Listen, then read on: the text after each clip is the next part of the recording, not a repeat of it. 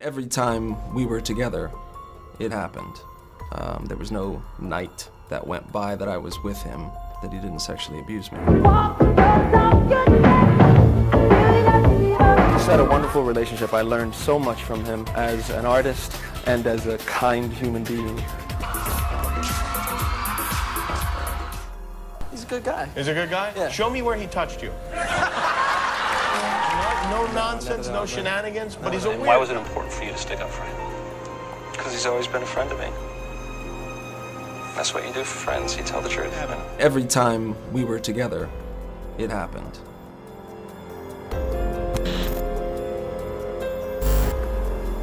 On May 1st, 2013, Wade Robson filed a creditor's claims civil lawsuit against Michael Jackson's estate and companies for monetary compensation, with claims of childhood sexual abuse by Michael Jackson.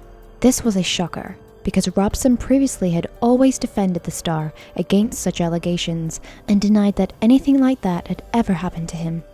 So what happened? In this film, we will lead you through the process of Robson's changing of his story, the circumstances surrounding it, and the legal proceedings in this case. Over the years, both as a child and as an adult, Wade had always defended Jackson privately and publicly alike, and often volunteered to do so. At no times did he give any hint of distress or confusion while talking about Jackson. He always seemed very open and genuine about their friendship. In 1993, when the Chandler allegations became public, the police contacted many families and their children who had spent time with Michael Jackson over the years, including the Robsons. Wade Robson, who at the time was 10 to 11 years old, and his mother or any of their family members never said anything incriminating about Jackson during that investigation. In fact, they defended him in a police interview and in a grand jury testimony. Yeah, there's been different times where it'll just be me and Michael. Then there'll be other times where he has other friends over too. This is what Brett said, it's just a slumber party. We just have a lot of fun. And I've slept in the same bed as Michael. It's just you watch cartoons, you fall asleep. It's just a friendship. And I know he would never do anything to hurt my brother. He's the nicest guy you've ever met. I've been there when these kids have been in Michael's room. I've been there with them. It's just party time.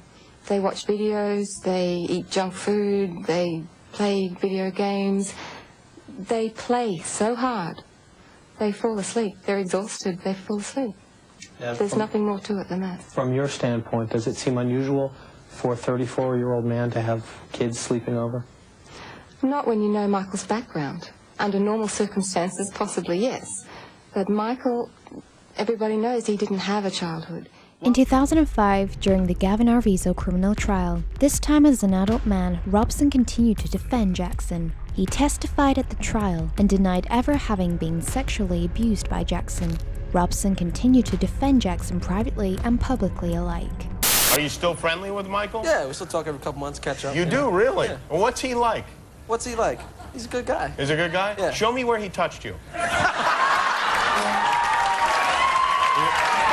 Nothing ever, place he touched you. nothing ever like that? No nonsense, no shenanigans? But he's a weird guy, you have to admit, right? You know what, at the end of the day, it's like, everybody's got something weird about him. Would look me in the eye, time and time again, and tell me that nothing ever happened. He should have had an Oscar.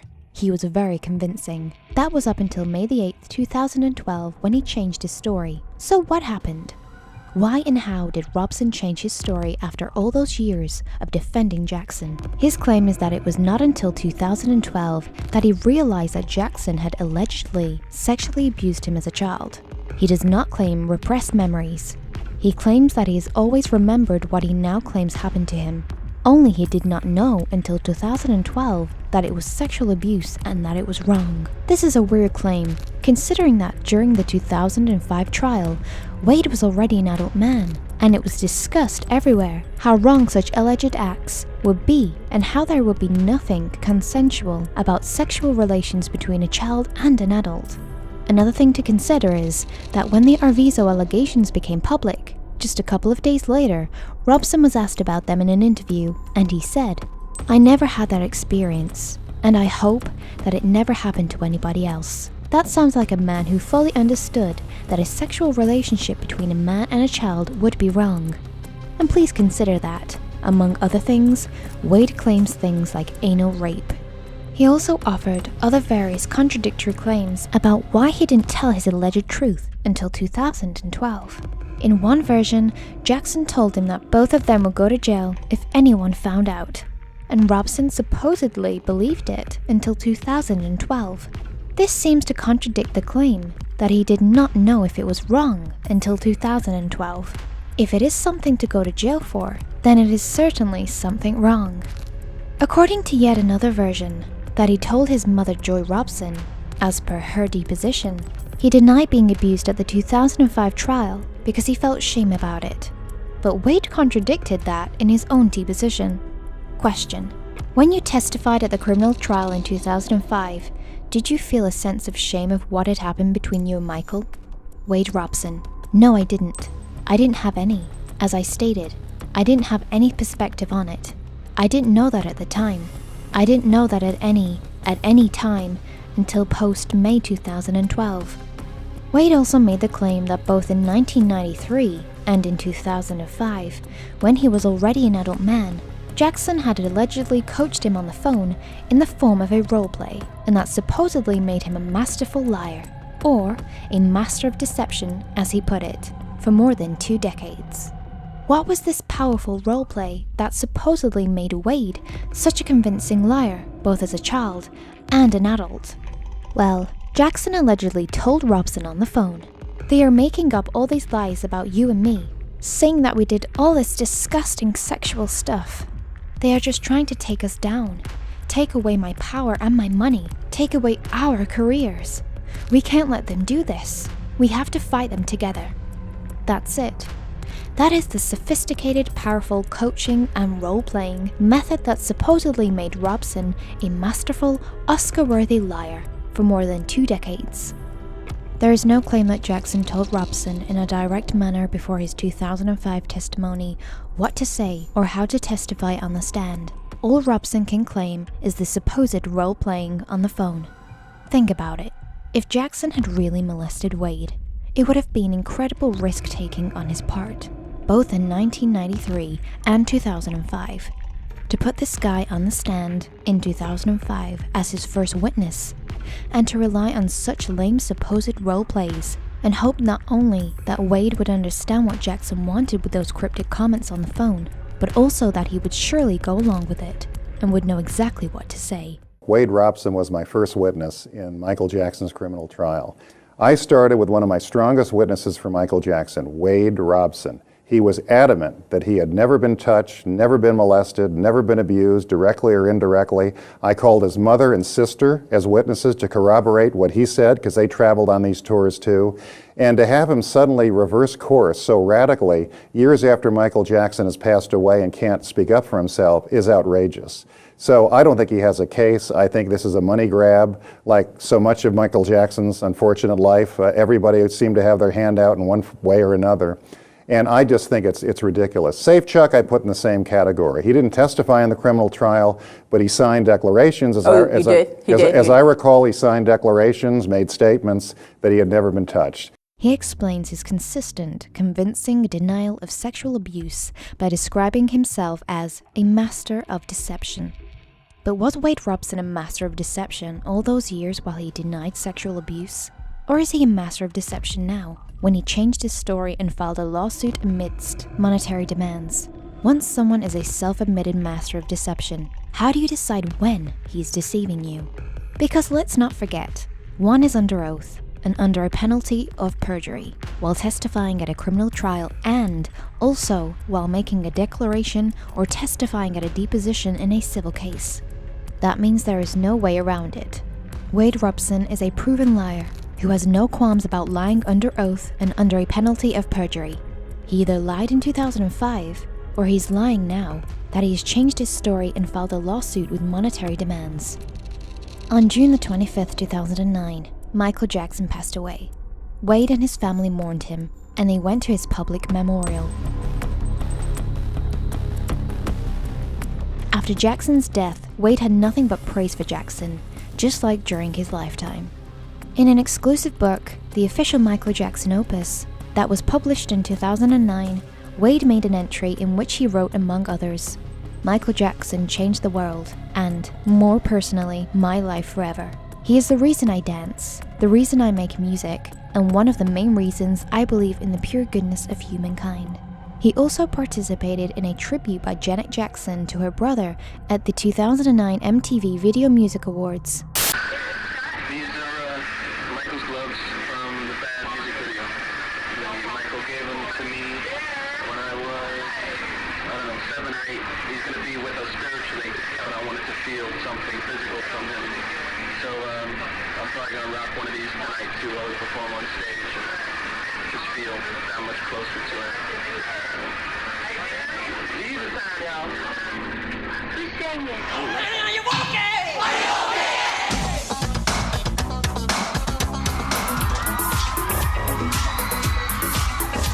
Just had a wonderful relationship. I learned so much from him as an artist and as a kind human being, that he was a man, that he was a father.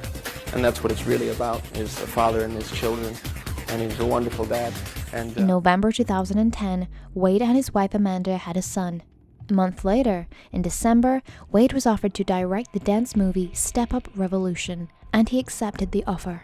According to his court papers and a blog post he wrote in November 2017, he considered this as the fulfillment of Michael Jackson's prophecy to him as a child, that he would become a movie director of epic proportions, bigger than Steven Spielberg.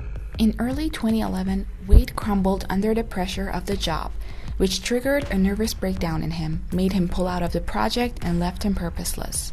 He wrote about it in a blog post in 2017.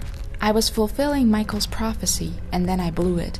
Therefore, my entire life, I believed, had been in vain." On May 16, 2011, after his nervous breakdown due to the failed prophecy of him becoming a film director of epic proportions, Wade went into therapy. He did not make any allegations of childhood sexual abuse to his therapist or anyone at all. On May 21st, 2011, so only 5 days after he started therapy, Wade wrote an email to the director of the Cirque du Soleil show begging him to let him direct and or choreograph Cirque's Michael Jackson-themed Las Vegas show called One. "I always wanted to do this MJ show badly," Wade wrote in the email. Cirque du Soleil told Wade that he needed to be validated by Michael Jackson's state, so Wade met with John Branca, the executor of the Michael Jackson state. During John Branca's deposition in 2017, Wade's lawyers suggested that Wade was eventually hired to do the Cirque show. However, according to Branca, they decided that Jamie King was better qualified for the job and they picked him, rather than Wade.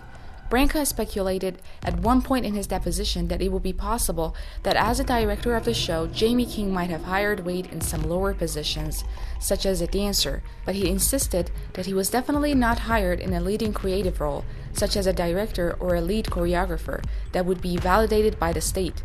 Despite of that, in the July 2011 interview, Wade talked about it as if he had the main role in doing the Cirque show.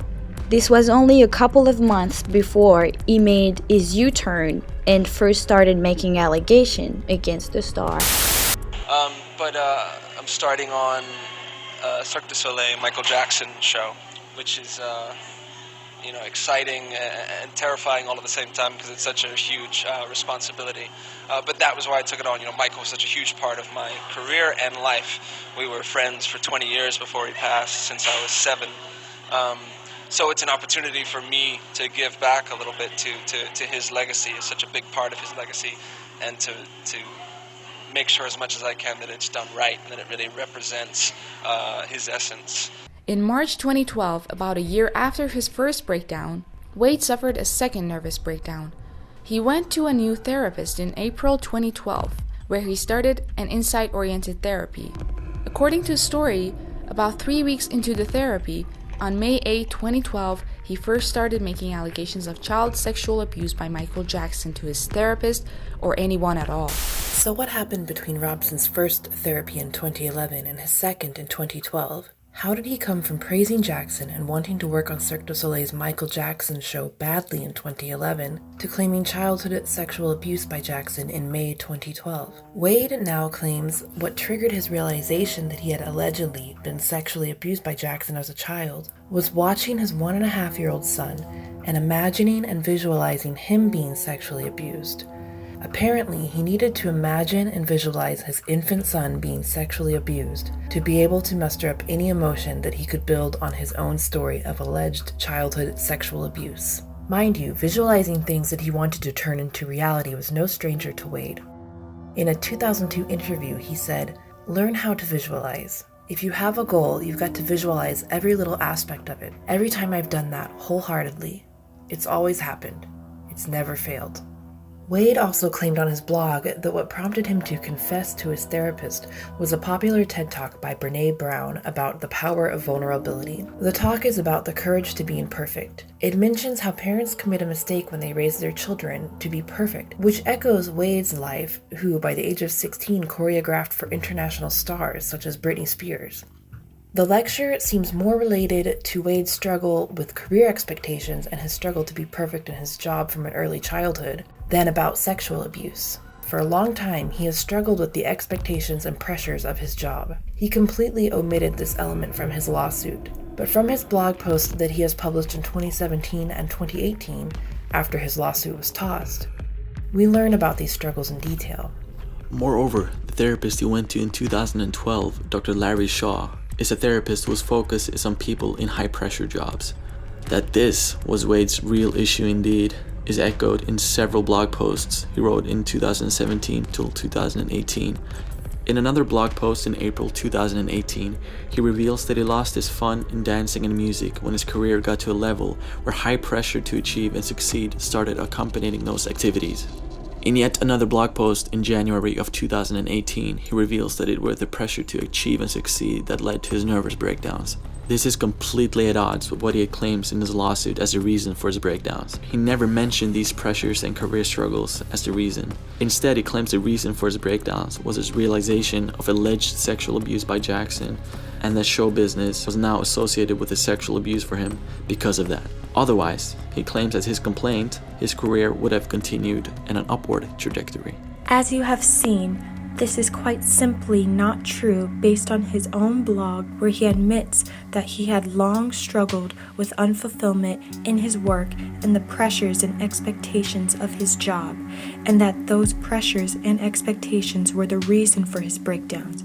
Moreover, his career crumbled way before he realized that he had allegedly been sexually abused. This means the whole premise of his lawsuit about his breakdowns being a result of sexual abuse is nothing but a lie, and it was a very convenient lie too.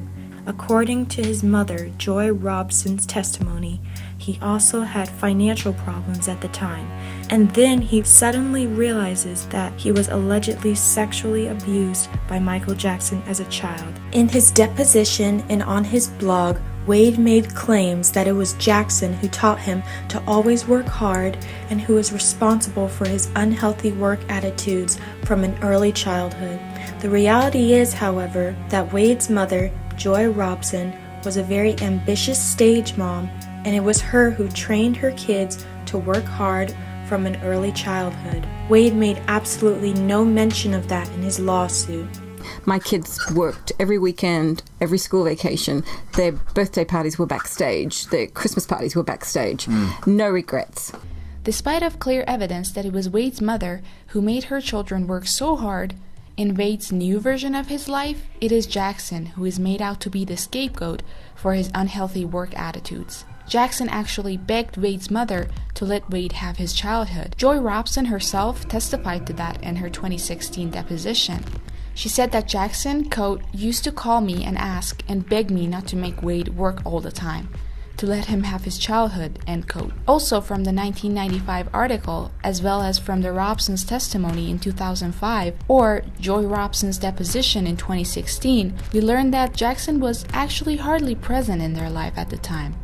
On top of Wade's career struggles and financial struggles at the time, he also had a marital crisis. According to his own deposition, his wife Amanda had a hard time handling his breakdowns and threatened to leave him.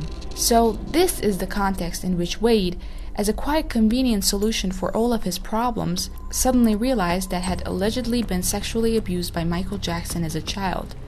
This U-turn made it possible for him to sue Jackson's entities for money or to use his newfound story in other ways, like seeking a lucrative book deal. In a note that he wrote to himself that the Jackson state found out about and presented at his 2016 deposition, Wade stated, "My story of abuse and its effects will make me relatable and relevant." There would also be a benefit in scapegoating someone else for his professional and personal problems and failures. With the claim of sexual abuse, Wade is suddenly seen as a victim, not as someone who failed in his profession and failed as the family breadwinner. The blame is shifted on someone else. Wade claimed that because of Jackson's alleged sexual abuse of him, he was no longer able to do any kind of entertainment activity because those activities were now too associated with Jackson and sexual abuse for him. He claimed that he could not dance,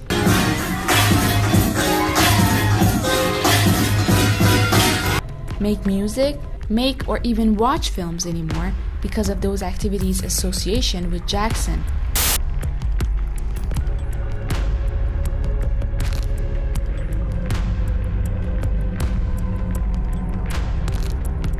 The fact is, however, that Wade continued to do all those activities, all the while claiming in court documents that he was so traumatized by such activities' association with Michael Jackson that he would never be able to do them again, so he needed financial compensation. In September 2017, then, while his lawsuit was heading towards dismissal, he declared himself, quote-unquote, healed from the bad associations regarding entertainment activities and announced his return to the dance, choreography, and entertainment scene. So the alleged bad association and his inability to work were suddenly all gone when his lawsuit was close to dismissal. Wade filed a civil lawsuit against two of Jackson's companies, MJJ Productions and MJJ Ventures, also for monetary compensation. In the lawsuit, to get the monetary compensation he desired, Wade portrayed these companies as, start quote, the most sophisticated public child sexual abuse procurement and facilitation organization the world has known, end quote, that knowingly and deliberately facilitated his alleged sexual abuse. However, his own mother's deposition in 2016 inadvertently exposed Wade's allegations as lies. The Robsons, who were originally from Brisbane, Australia, first met Jackson in 1987 when he was on tour in Australia, and Wade, who was 5 years old then, won a dance competition at a Target store where the prize was to meet Michael Jackson. Wade alleged in his lawsuit, start quote, that the meet and greets were purposely orchestrated by MJJ Productions and MJJ Ventures as a sexual grooming mechanism to acquire minor sexual abuse victims for Michael Jackson, disguised as charitable events for minors, end quote. First of all, the meet and greet was not organized by either of Jackson's companies, but by Target, Pepsi, and CBS. Wade knows that too, since in his 2005 testimony, he himself made mention of Target organizing it. If it were up to Michael, their encounter would have ended there. It was Joy Robson who made further efforts to contact him. She, with her son, had delivered a thank you note to Jackson's hotel room a couple of days later, and as a result, they had another meeting with him for about an hour and a half. Again, this would have been the end of their encounters if it were up to Michael. Over the next few years, Joy Robson sent Jackson letters and videos about Wade's progress as a dancer, but they never heard back from the star.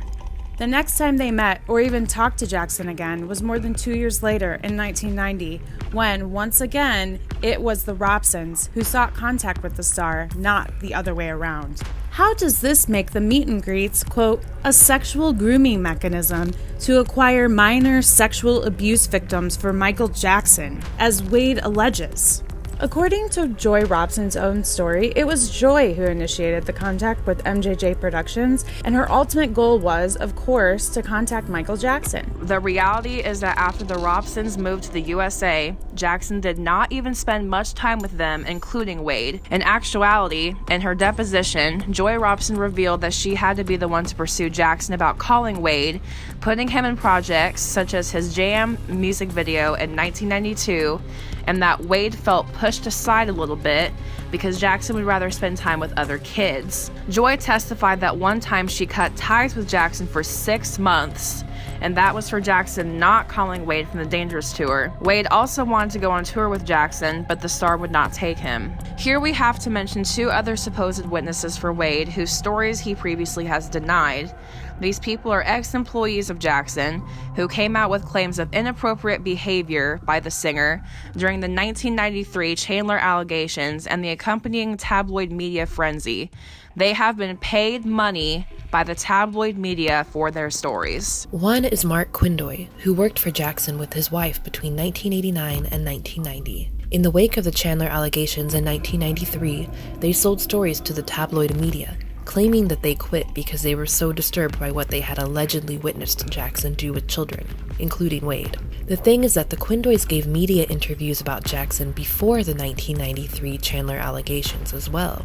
Before the 1993 allegations, the Quindoys talked about Jackson as a kind, shy man who was good with children.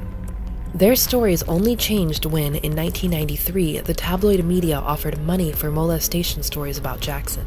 Various journalists revealed that the Quindoys shopped their newfound stories for $250,000 to $900,000. The Quindoys also tried to shop around a book deal. Even tabloid journalists noted about the Quindoys that they found them to be completely untrustworthy. The other main witness of Wade is a maid called Blanca Francia, who worked for Jackson between 1986 and 1991. In 1993, in the wake of the Chandler case, she alleged that on one occasion she witnessed Jackson showering with a child, Wade Robson. Francia was paid $20,000 by the tabloid TV show Hard Copy for her story, an amount that was more than her annual salary at the time. In her deposition in January 1994, Blanca Francia admitted that she never saw or heard Wade Robson in the shower with Michael Jackson. She admitted that she only ever saw Jackson in the shower, and she never saw a second figure with him. She also admitted that she never heard anyone else in the shower other than Jackson himself. Remember that in 2005, she testified that she saw them together in the shower, which makes her a liar under oath. So, these are Wade's main witnesses. Wade also claimed that he filed his lawsuit to help Jackson's supposed other victims, but his treatment of those other alleged victims was certainly inconsistent with that. In his deposition, Wade admitted that he never attempted to reach out to Gavin Arvizo, the boy at the center of the 2005 trial. So despite of his claim that he filed his lawsuit not for money but as some sort of advocacy for Jackson's other victims, he never bothered to reach out and apologize to the boy whose justice Wade obscured, if we believe the current version of his story that he had falsely testified at that trial. He also aggressively pursued Jonathan Spence, a man who befriended Jackson in the 1980s as a child. Spence never accused Jackson of any wrongdoing, and he still says that Jackson never did anything wrong to him. He also approached Brett Barnes, another man who befriended Jackson as a child and always maintained that Jackson never molested him. When Robson's allegations became public in May 2013, Barnes tweeted, "I wish people would realize, in your last moments on this earth, all the money in the world will be of no comfort. My clear conscience will." We shot for a year, and I was 10, 11 in that time frame, and then I also continued to be friends with him for about a decade. He just had this unconditional love. He was so pure. A lot of the general public just didn't treat him well. You know, just treated everybody with such dignity and respect and just loved everything and everybody. Well, he was the big brother I never had, quite honestly. He was everything to me as a kid. He taught me so many things. He's taught me about loving animals, vegetarianism, animal rights, environmental issues, caring about your fans. He was almost a metaphorical hero, and he was also a literal hero. Metaphorically, he was almost like a father that I never had. Basically, he befriended me. He took me into his life, which is very rare for Michael to do, but he opened up his arms to me and accepted me as a very good friend of his. And throughout the years, he never let me go. So I went with my whole family, and next thing you know, we were friends. We were seriously, he was like my best friend growing up for a good fat stretch of my life. Yeah. It was legitimate friendship. Yeah. I sat there and I gave them the names. They're on record. They have all of this information, but they were scanning Michael Jackson. All they cared about was trying to find something on Michael Jackson. Who you said, by the way, did not abuse you. Who Michael was innocent, and that was what the interview was about with the police in 1993. I told them he is not that guy, and they said, well, maybe you just don't understand your friend. And I said, no, I know the difference between pedophiles and somebody who's not a pedophile because I've been molested. Here's the names. Go investigate. Later on, of course, after he died, a few of those people came forward and said, you know, it never happened. We didn't do anything. We was pressured by parents, by this or that, and when they needed money real bad, and they figured that was a way to get at them. But it's a little late, you know what I mean? Thanks a lot, you know what I mean? You put him through hell, and, you know, he's always been nothing but a great friend, not just to me, to my whole family. We grew up with him, literally, since he was 3 and I was 5. He really just was so humble, and then never really played off on the fact that he was, you know, this Michael Jackson. You know, he was just Michael. He was just our friend. Robin, in all of these pages, hundreds of pages, many, many hours of investigation, going to the Philippines, going to Chicago, going all over the country, there's not one scrap of evidence that Michael Jackson ever harmed a child, did anything wrong, committed any crime. It's almost a vindication when you look at this. The FBI looked at all of these matters and said, there's nothing here. And I think that's the most startling thing which I've seen.